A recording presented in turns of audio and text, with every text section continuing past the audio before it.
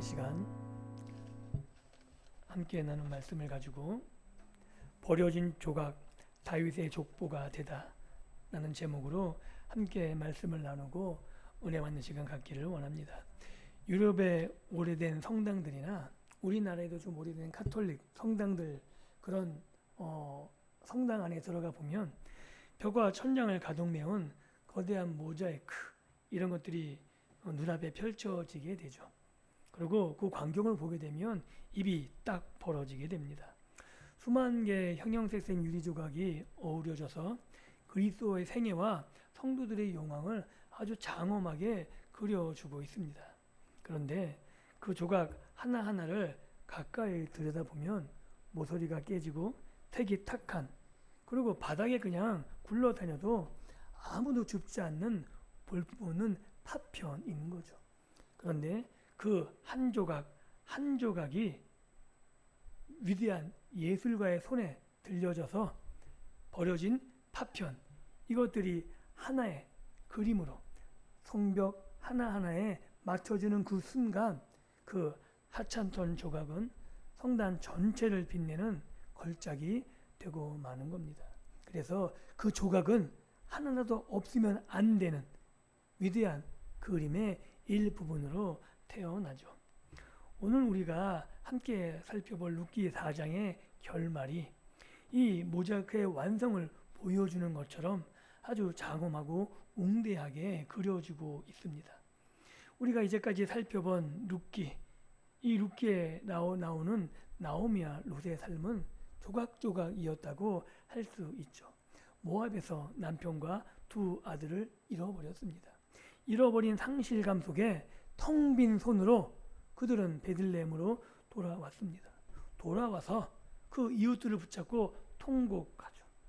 그리고 돌아와서 통곡했지만 그들이 맞아 주었지만 그들 앞에 주어진 것은 구걸하며 살아야 되는 냉엄한 현실이 그들 앞에 있었습니다. 밭을 서성이며 이삭을 줍던 룻, 노동으로 살 수밖에 없었으니까요.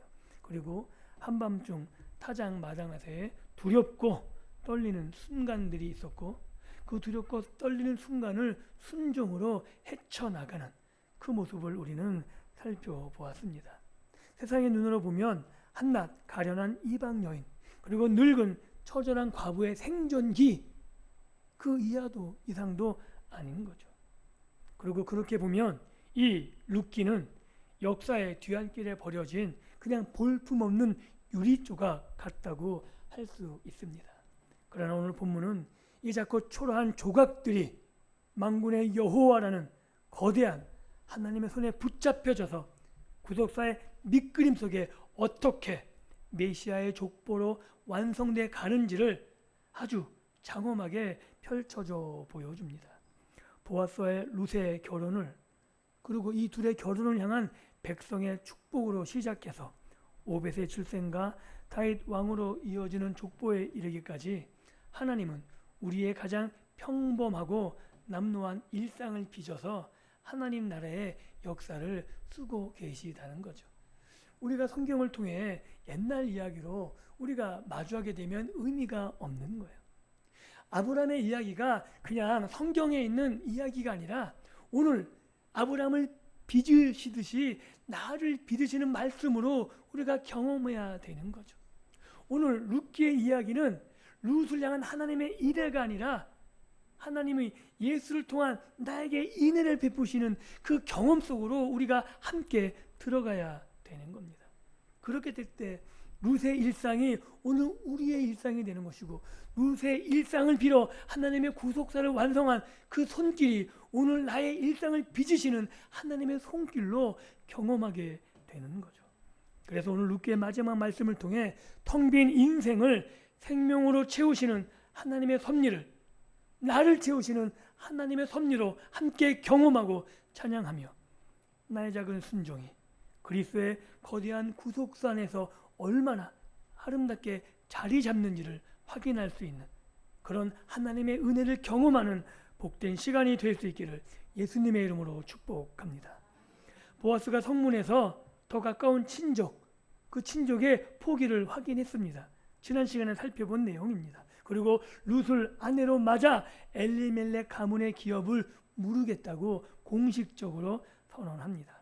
그리고 그때 성문에 모인 모든 백성과 장로가 한 목소리로 축복을 쏟아내죠. 11절과 12절 말씀입니다. 함께 읽어볼까요? 성문에 있는 모든 백성과 장로들이 이르되 우리가 증인이 되나니 여호와께서 내 집에 들어가는 여인으로 이스라엘의 집을 세운 라헬과 레아 두 사람 같게 하시고, 그리고 계속 있습니다. 여호와께서 이 젊은 여자로 말미암아 내게 상속자를 주시사 내 집이 다말이 유다에게 낳아준 베레스의 집과 같게 하시기를 원하노라 하니라. 장로들은 룻을 향해 이스라엘의 집을 세운 라헬과 레아 두 사람과 같게 하시기를 원한다라고 축복을 선포합니다. 우리가 익히 알고 배웠듯이 라헬과 레아는 야곱의 아내죠. 이스라엘 12지파를 낳은 민족의 어머니들입니다. 그런데 룻은 모함 여인이죠. 낄 수가 없잖아요. 그런데 언약 공동체 바깥에서 온 그 이방 여인 룻, 율법으로는 신명기에서 여호와의 총회에 영원히 들어올 수 없던 철저한 외부인 그 룻. 그런데 베들레헴 공동체는 그녀에게 모함 여인이라는 꼬리표를 떼어내고 이스라엘의 기둥을 세운 위대한 어머니의 반열로 올려놓고 있는 거죠. 우리가 성경을 통해 계속 배워서 알듯이 집을 세운다는 말은 단순히 건축을 말하지 않습니다. 다윗이 하나님께 성전을 짓고 싶어 할 때 하나님이 다윗에게 이렇게 말하세요. 네가 내 집을 짓겠느냐? 내가 네 집을 짓겠다. 즉 다윗이 하나님의 성전을 세우기를 원했는데 하나님이 아니다. 내가 너의 집, 너의 가문을 영원히 세워주겠다라고 말씀하시는 거죠. 여기서 말하는 집은 가문, 후손, 언약 공동체를 말하는 것처럼 동일한 거예요.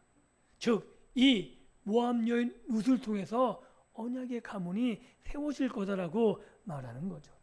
하나님은 혈통과 율법의 장벽에 갇힌 이 공동체를 찢어버리시고 시어머니를 향한 인애와 여호와를 향한 믿음으로 한 걸음에 달려온 이방 여인을 하나님의 구속사 한복판에서 위대한 이스라엘의 어머니로 삼으셨다라고 말하고 있는 거죠. 이 역사는 말이 안 되는 역사거든요. 그리고 계속해서 말합니다. 또 다말이 유다에게 낳아준 베레스의 집, 이 베레스의 집을 언급하죠. 창세기 38장에서 다말은 끊어질 뻔한 유다의 지파를 억척스럽게 이어낸 여인으로 그려집니다. 룻 역시 절망 속에서도 언약적 헌신으로 엘리멜렉의 가문을 일으킨 거죠.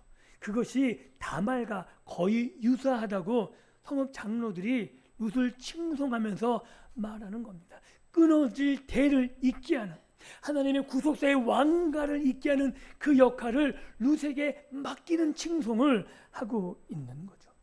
이 베레스라는 이름은 오늘 우리가 살펴본 룻기 4장의 마지막 족보가 시작되는 바로 그 이름이죠. 장로들의 축복은 룻의 삶이 이스라엘 구속사의 가장 깊은 줄기 안으로 완벽하게 들어왔음을, 즉 이스라엘 언약 공동체 안에 완전히 들어와서 존경받는 여인이 되었음을 선포하고 있는 겁니다. 이것이 복음이라고 말할 수 있습니다.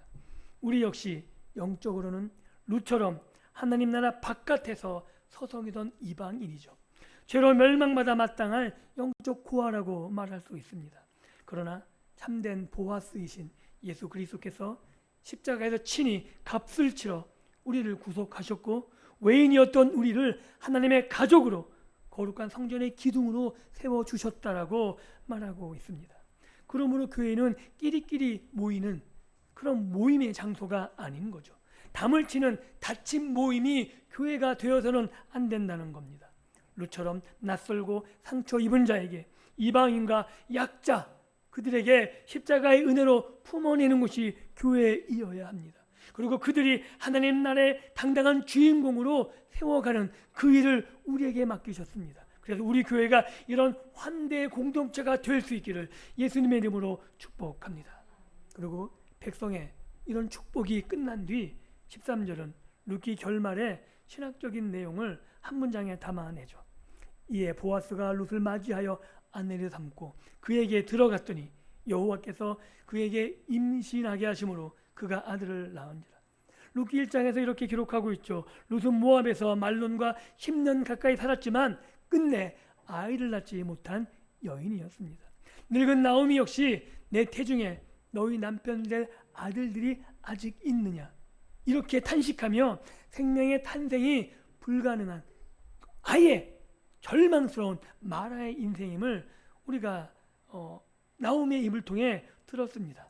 즉 죽음과 닫힌 태, 이것이 룻기의 1장을 덮고있던 어둠의 그림자였죠.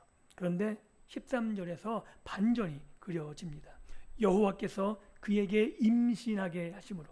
룻기 전체에서 하나님이 주어로 등장해서 직접 행동하시는 장면이 거의 없습니다.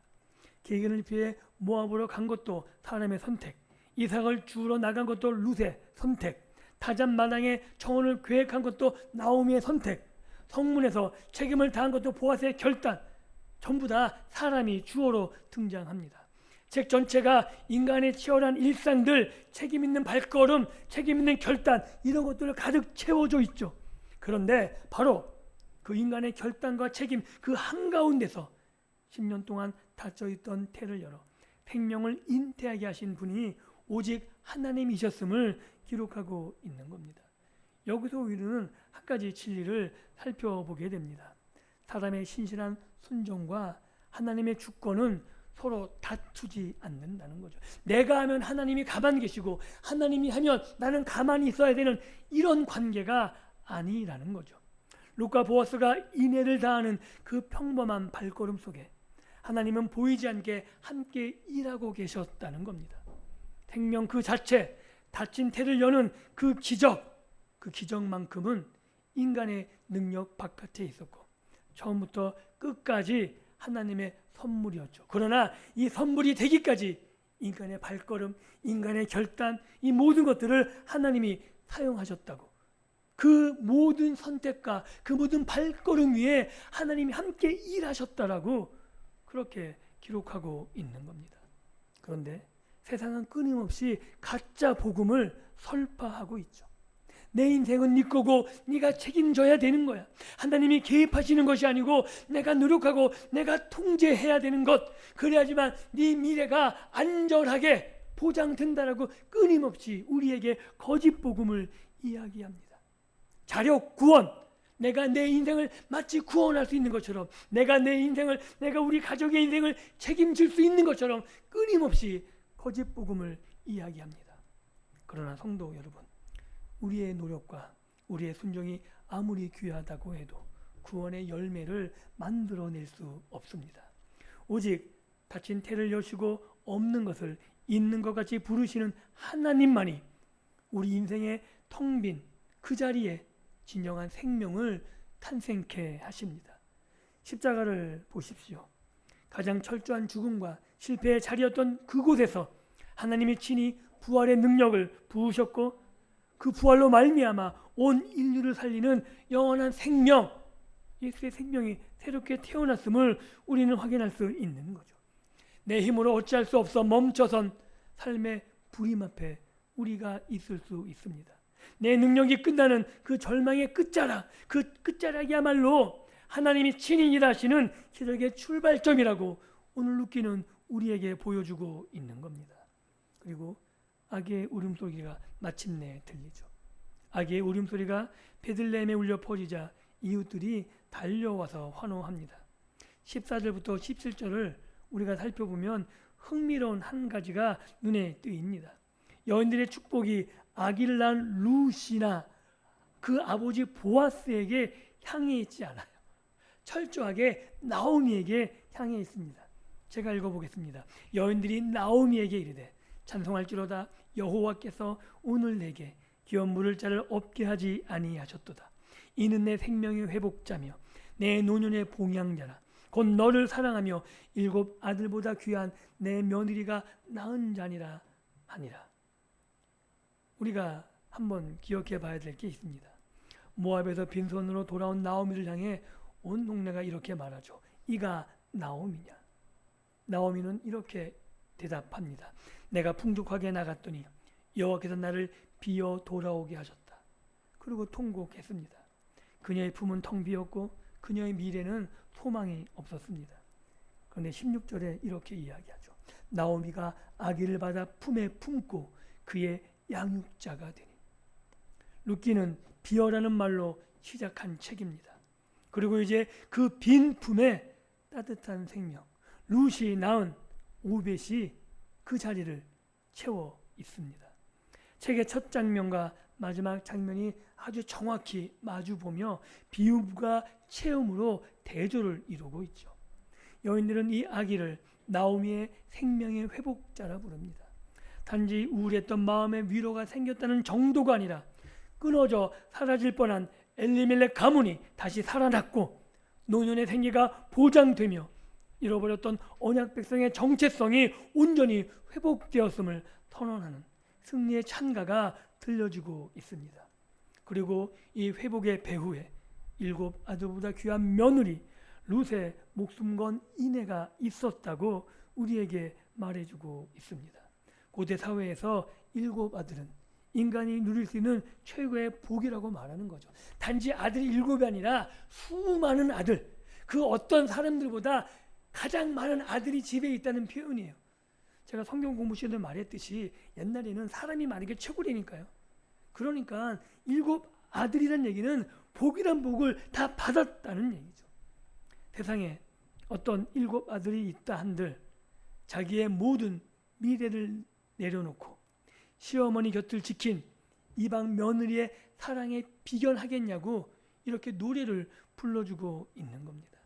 이것이 하나님 나라가 회복되는 방식입니다. 누군가의 사랑으로 텅 빈 자의 고통을 함께 짊어질 때, 룻이 나오미의 고통을 사랑으로 짊어질 때 그 자리에 하나님의 생명이 잉태됩니다.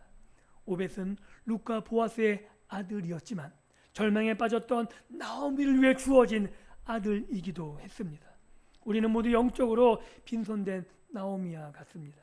그러나 성부 하나님께서는 우리의 텅 빈 영혼을 채우시려 7 아들보다, 아니 온 우주보다 귀한 독생자 예수 그리스도를 우리 품에 안겨주셨습니다. 십자가에서 모든 것을 쏟아 부으시고 부활하신 예수 그리스도야말로 죽어가던 우리 영혼을 되살리는 영원한 생명의 회복자이십니다. 그리고 이웃 여인들이 지어준 아기 이름이 오벳이죠. 오벳은 섬기는 자, 예배자라는 뜻입니다. 늙은 나오미를 섬기며 끊어질 뻔한 가문을 보존하는 신실한 종이 된다는 거죠. 그런데 17절 하반절에 놀라운 기록이 이어집니다. 그는 다윗의 아버지인 이새의 아버지였더라. 그리고 나서 18절부터 22절까지 족보가 펼쳐집니다. 앞서 장로들이 축복하며 불렀던 그 베레스의 이름의 족보로 시작된 이 사실에 우리가 주목해야 된다는 거죠. 백성의 축복이 글자 그대로 이루어졌다 라는 것을 말하고 싶은 거예요, 룻기의 저자가. 그리고 이것을 오늘 모든 오고 가는 세의 독자들에게 보여주고 있는 거죠. 하나님의 인애가 룻과 보아스를 통해 어떻게 펼쳐졌으며 이것이 하나님 아버지의 마음이고 우리를 살리려는 하나님의 계획이었음을 보여주고 있는 겁니다. 사랑하는 성도 여러분, 우리는 룻기를 시작할 때 함께 살펴본 내용이 있습니다. 룻기의 시대의 배경, 분명히 룻기의 시대의 배경은 사사 시대입니다. 그래서 1장 1절은 이렇게 이야기하죠. 사사들이 치리하던 때 왕이 없으므로 사람이 각기 자기 소견에 옳은 대로 행하던 그 시기가 사사 시대입니다. 폭력과 배교와 기근, 끊이지 않던 칠흑 같던 암흑기, 하나님의 언약적 저주 때문에 늘 저주 가운데 신음하던 시기가 바로 이 룻과 보아스의 시대의 배경입니다. 온 이스라엘이 길을 잃고 나락으로 떨어진 그 절망의 때 유다 산골 작은 마을 베들레헴에서 늙은 과부와 가난한 이방 며느리 그리고 율법을 신실하게 지킨 한 농부의 평범한 이야기가 오늘 우리에게 들려졌습니다. 세상의 역사책이나 저녁 뉴스에는 한 줄도 실릴 법하지 않을 소소한 일상의 조각들. 그런데 하나님은 남의 아픔을 외면하지 않고 자기 손해를 감수하며 베푼 그 햇세대의 조각들을 하나하나 주워 모으셔서 그것을 엮으시고 사사시대의 흑암을 끝낼 위대한 다윗 왕조를 빚어내신 거죠. 룻과 나오미 그리고 보아스는 자기들의 행동이 훗날 다윗 왕을 낳을 줄 생각하며 벌인 일이 아닙니다.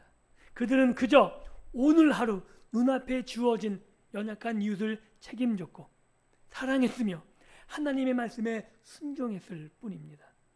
바둑을 둘 때 우리는 몇 수, 한 수, 두 수 앞을 보지만 하나님은 역사의 바둑판을 전체 굽어보시고 우리의 작은 순종들을 모아서 인류 역사를 구원할 그 한 수를 두고 계셨다라고 룻기를 통해 보여주고 있는 거죠.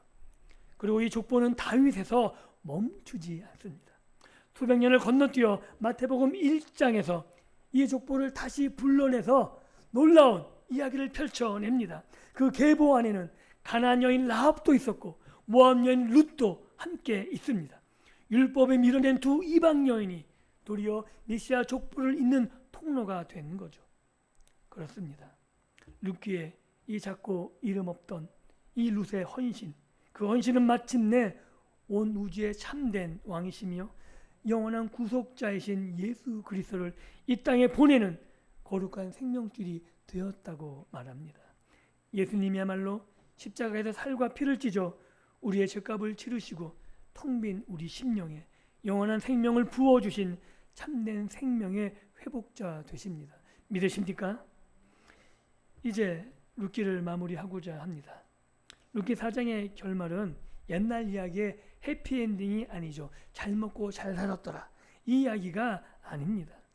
오늘을 살아가는 저와 여러분들의 아니 오늘 우리들의 이야기가 되어야 하는 거죠. 그렇게 치열하게 살아가는 저와 여러분들의 이야기 속에 하나님이 찾아오신 하나님 나라의 이야기가 룻기의 이야기입니다. 우리는 자주 내 인생이 너무 초라하다고 한탄할 수 있습니다. 룻과 같이 텅 빈 인생으로 시작하는 그런 느낌을 지울 수가 없을 수 있습니다. 내 인생이 도대체 무슨 의미가 있을까? 회의하며 주저앉아 있을 때도 있었을 것입니다. 사사시대의 흉년처럼 주변은 암담하고 이삭을 줍던 룻처럼 하루하루를 버티는 것이 힘겨운 시기를 지냈을 수도 있습니다. 그러나 낙심하지 마십시오. 오늘 가정에서 배우자를 향해 삼키는 그 한숨들, 직장에서 정직을 지키려고 감수하는 손해들, 그리고 내가 내 삶을 위해서 힘쓰고 애쓰는 그 짧은 기도 속에서 또한 교회 가운데 상처 있고 소외된 이의 손을 잡아주는 그 따뜻한 말 한마디, 그런 모든 눈물과 헌신이 결코 땅에 떨어지는 그리고 사라지는 부스러기가 아니라고 룻기는 말하고 있는 겁니다. 전능하신 하나님께서 지금 이 순간에도 우리들의 흘린 눈물과 순종의 조각을 하나하나 모으고 계십니다. 그리고 그것을 십자가의 보혈로 씻으셔서 거대한 구속사의 족보, 가장 눈부신 조각으로 하나하나 붙여가고 계십니다. 우리가 그 그림을 만들어 가지 않습니다. 우리는 알지 못합니다. 그 그림의 끝이 어떻게 만들어질지 모릅니다. 그러나 우리가 오늘 순종하고 오늘 책임지며 우리가 살아가는 그 한 걸음 한 걸음들이 바로 하나님께서 사용하시는 조각들인 거죠. 오늘을 신실하게 살아갈 때 하나님은 그 조각들을 가지고 아주 멋있는 그림을 완성시키실 것입니다. 그리고 우리는 그것을 바라보며 하나님을 찬양하고 감사하는 겁니다. 그래서 우리가 할 일은 한 가지뿐이 없는 거죠. 십자가에서 나를 위해 모든 것을 내어주신 영원한 보아스 되신 예수 그리스도의 사랑을 깊이 있게 묵상하는 그런 묵상 가운데 매일을 살아가는 우리들이 되기를 소원합니다. 그리고 그런 사랑을 받은 자답게 오늘 내 눈앞에 펼쳐진 텅 빈 사람들이 있다면, 그리고 소외된 자, 상처 입은 사람들이 있다면, 또 다른 나오미와 룻을 향하여 나의 작은 옷자락을 펴서 덮어줄 수 있는 그런 믿음이 되기를 예수님의 이름으로 축복합니다.